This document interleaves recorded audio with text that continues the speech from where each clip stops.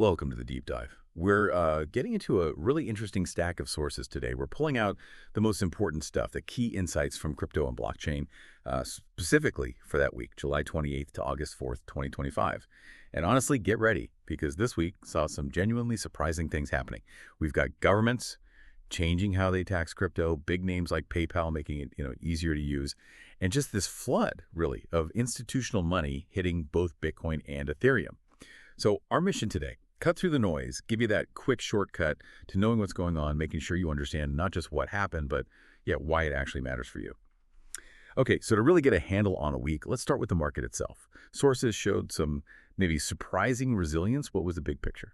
Yeah, the big picture was definitely recovery, a pretty significant one, actually. The global market cap jumped by roughly $102 billion in just 24 hours, pushing up towards that $3.73 trillion resistance level. That's a key technical point, Right. Yeah, where momentum often hits a wall. And Bitcoin itself was trading near $114,800. Okay, $102 billion is a big jump. But this kind of fast recovery, what does it tell us? For you listening, trying to read the sentiment, what's really going on there? Is it just noise or something deeper? Well, it's probably more than just a bounce. When you see that kind of rebound, especially that quickly, it often signals pretty strong underlying demand, renewed investor confidence. It suggests people are seeing these dips less as a warning sign and more as like a chance to buy in. A buying opportunity rather than weakness. Exactly. It's like the fear, the FUD, has maybe been replaced by some serious FOMO, fear of missing out. That suggests real conviction, even at these prices. Okay, strong conviction. But let's talk about the smart money. What were the big institutions doing this week? Were their moves significant? Oh, absolutely significant. Institutions are definitely not on the sidelines anymore. We saw their Bitcoin treasuries make a huge leap, from 1.25 million BTC up to 1.86 million BTC by mid-2025. Wow, that's a jump. Yeah, it really highlights how Bitcoin's being adopted more and more as a reserve asset for corporations, for their balance sheets. And we have concrete examples too, like SIS Capital's BTC Alpha Fund. It's reopening October 1st, aiming to raise 2,000 Bitcoin. That's around $200 million. Okay. And get this, an astonishing 90% of that is already reserved by institutions, family offices, even before it officially opens. 90% reserved already. Yeah, that's incredible. Now, what I found really interesting in the sources, it wasn't just Bitcoin grabbing this attention, was it? What about Ethereum? No, you're right. Ethereum is definitely getting major institutional interest, too. We learned about these Tron infrastructure firms launching something called Ether Machine. It's a SPAC-backed entity, so a special purpose acquisition company. Right, a way to go public and manage funds. Exactly. And it's supported by big names like Kraken and blockchain.com. This thing is set to manage over $1.5 billion in institutional Ether holdings. 1.5 billion. Yeah. And it's not only about holding assets either. The sources also pointed to growing crypto use in like gaming and cloud mining this August. So it shows institutions are looking beyond just holding. They're exploring different applications too. Okay, so this institutional money is clearly pouring in massive amounts. But for you listening, couldn't this just make crypto more tangled up with traditional finances problems? Is it really validation or just more exposure? Is this wave different? Why is it such a big deal for the long term? That's a really good question. And yeah, it does tie crypto more closely to TradFi. But this wave feels different. It signifies, I think, a really profound validation of crypto's long-term potential. It brings huge liquidity, which can actually help stabilize things, reduce some of that wild volatility. Yeah, stability. And crucially, it adds a massive layer of legitimacy. This isn't just banks experimenting anymore. It feels more like a fundamental shift. Digital assets becoming, well, undeniable parts of the global financial system. It could really speed up adoption way beyond what people were predicting even just a year ago. Right, a fundamental shift. Okay, so beyond the big institutions, how is crypto weaving itself into, everyday financial life, making things more practical for you and me? Well, a perfect example is PayPal launching Pay with Crypto. Ah, yes, I saw that. It's a potential game changer because it offers a near-instant settlement.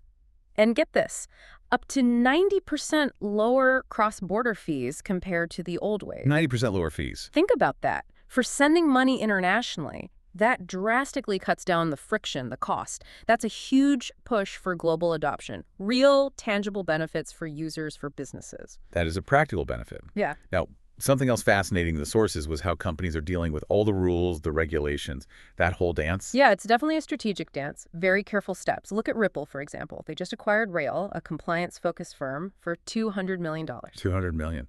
Just Yep. for compliance focus. Exactly, to boost their stablecoin operations. Oh. And note the timing. It happens right as new stablecoin rules from the Genius Act are coming in. Ah, the Genius Act. Yeah. Right. It shows they're being proactive, right? Trying to get ahead of the regulatory curve, not just reacting after the fact. It's strategic, defensive almost. And speaking of regulation and government moves, there was that executive order in the U.S., potentially huge for retirement savings. Yeah. Seems like another mainstream step, but maybe a controversial one. Yes, exactly. A Trump executive order now explicitly allows 401k plans to include cryptocurrency, right alongside things like private equity and real estate. So crypto in your retirement account. Potentially, yes. Now, it's important to mention this comes, amidst those ongoing worries about volatility, about protecting investors. Yeah, the risks are still there. Definitely. But the decision itself, it opens up a massive new channel. All that retirement money potentially flowing into the crypto ecosystem. It could be a significant new stream of capital. You know, it kind of reminds me of the early internet days. People were so skeptical about online banking, shopping. Now crypto's knocking on the door of retirement accounts. That's a big leap, maybe a generational thing. What does that signal long-term, beyond just the money flow? That's a great point. I think it fundamentally shifts how we think about risk and opportunity in retirement planning. It's basically acknowledging that digital assets, even with the volatility, are seen by some as a legitimate asset class for potential long-term growth. Kind of like how private equity used to be seen as this exotic alternative. Mm-hmm. It probably means financial advisors, retirement planners, they're going to have to adapt. Yeah. Crypto might not just be some fringe thing anymore, but a potential piece of a diversified portfolio for millions. A potential piece of the puzzle. Okay. So while big finance is moving in, regulations are shifting, what about the other side of the market, the more speculative side? What were the altcoins doing? Right. The altcoin scene saw a curious rally this week. Sources were saying that whales, those big holders, were accumulating specific meme coins. Yeah. Things like Alpepe, its pre-sale was apparently near closing, but also DOGE, SHIB, and BioShip. DOGE and SHIB still in the mix. Yeah. And the sources attributed their traction to, and this is the interesting phrase, strong fundamentals and social support. Strong fundamentals for meme coins. Okay. That's a phrase you definitely wouldn't have heard a few years back. It just shows how wild and, frankly, sometimes weird this market evolution is, doesn't it? But seriously, for you listening, what could fundamentals even mean for a meme coin? It's not like looking at a company's earnings report. Exactly. It's fascinating, right? It shows how value itself is kind of being redefined in this space. When sources talk about fundamentals for meme coins, they're not talking PE ratios. They seem to mean things like the strength and engagement of the community, maybe some niche utility the token has, unique tokenomics, like coin burning mechanisms. Oh, okay. Community, token burning. Yeah, these things create a different kind of fundamental support, which then fuels the social buzz, the speculation. It's this strange loop where belief and clever mechanics can actually generate significant, although, yeah, very volatile value. A whole new way to think about value. Okay, fascinating. Lastly, let's touch on governments again. How are they engaging? We saw a pretty specific move from Indonesia in our sources. Yeah, governments are definitely getting more involved, often looking for revenue, it seems. Indonesia made a move to actually double its tax on crypto trading and mining. Double it. Wow. Yep, effective August 1st. So trade taxes went up to 0.21% for domestic trades, but 1% for foreign trades. A difference there. And the VAT, the value-added tax on mining, also doubled to 2.2%. So this raises a really important question for you, the listener. What does this structure signal? Higher taxes on foreign trades, higher tax on the mining activity itself. How might governments globally use taxes not just for revenue, but maybe to regulate? Could it be about managing capital flow or trying to shape how the crypto industry develops within their own borders? That's a great point. It's not just a simple tax hike. It could be a strategic tool, a blueprint maybe for how nations try to both legitimize and control this industry. So, okay, quick summary of the week's big takeaways then. It seems clearer than ever, the pace of change in crypto. It's not slowing. If anything, it's speeding up. We're really watching traditional finance get reshaped right now in real time. Absolutely. And maybe a final thought for you to consider.